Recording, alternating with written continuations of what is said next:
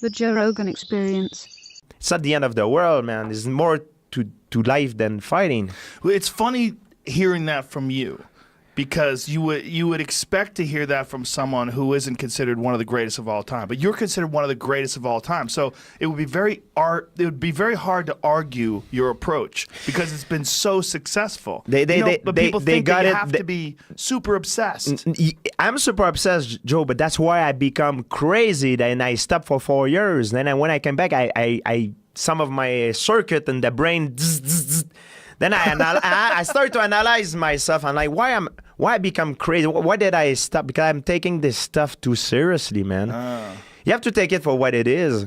You know, like it's a world championship fight. I was fighting Michael Bisping. After 4 years, people, oh my God. The fight are promoted on drama.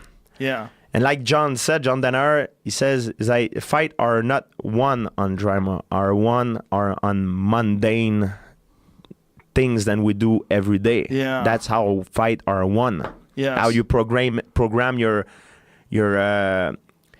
cruise your cruise driver, you know, your autopilot to win the fight. That's how you me, I see it, a fight like an autopilot, you know, like, so when I prepare myself for a fight, especially for the tactical part, I program like a computer. How I want to react against that specific problem. How I'm going to take care of that specific problem. The only way to program it is to do repetition. It's like you said at one point, Eddie Bravo, he said like tying up your shoes. Yes. Because we've been doing it so many times. You can talk to someone, the same thing. Yes. When I get into a fight, I analyze again and I'm fighting. And I see what pattern he does the most often. So I want to program my computer to react to that pattern that would give me the advantage into the fight. I don't know when that pattern would occur, but I want to program myself that when it occurs, I have an answer for it right away. I don't have to think about it. I don't think, I just react. And that's my problem when I used to fight, and I got a lot of criticism before. I was thinking too much. Towards the end of my career, I had so much pressure. I didn't perform as well as I was earlier. Especially my last fight before I stopped for the 4 years. I was thinking too much, overthinking, putting too much pressure. Like you said, it's too serious. You have to take it for what it is. It's only a fight.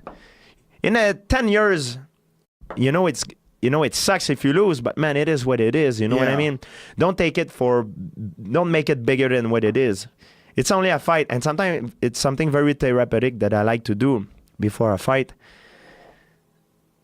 I drive a car. Like when I fight in Vegas, for example, I drive a car, or New York, same thing.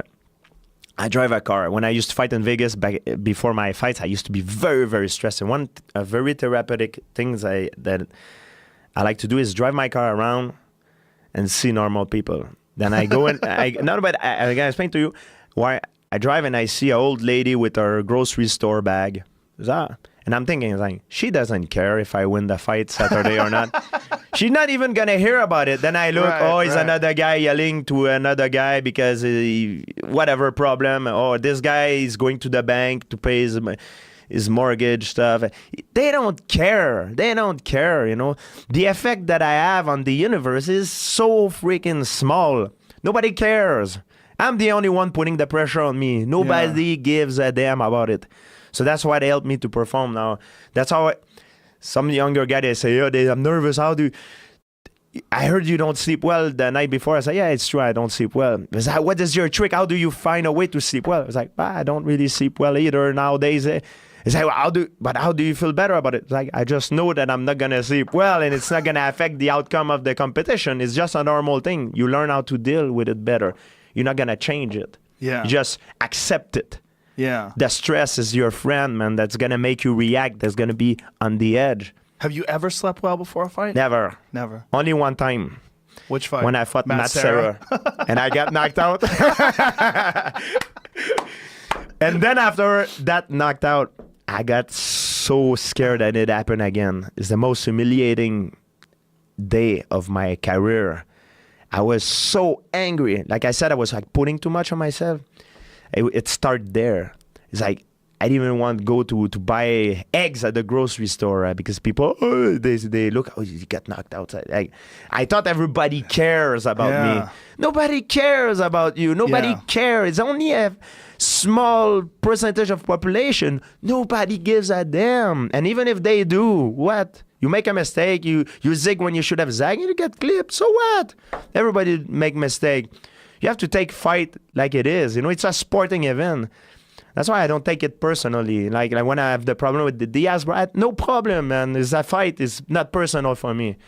You're in my life now. You won't be there in 10 years, maybe. Maybe you will. Who knows? It's only like a chunk of life that we share together. And then after he's gone, no problem with that.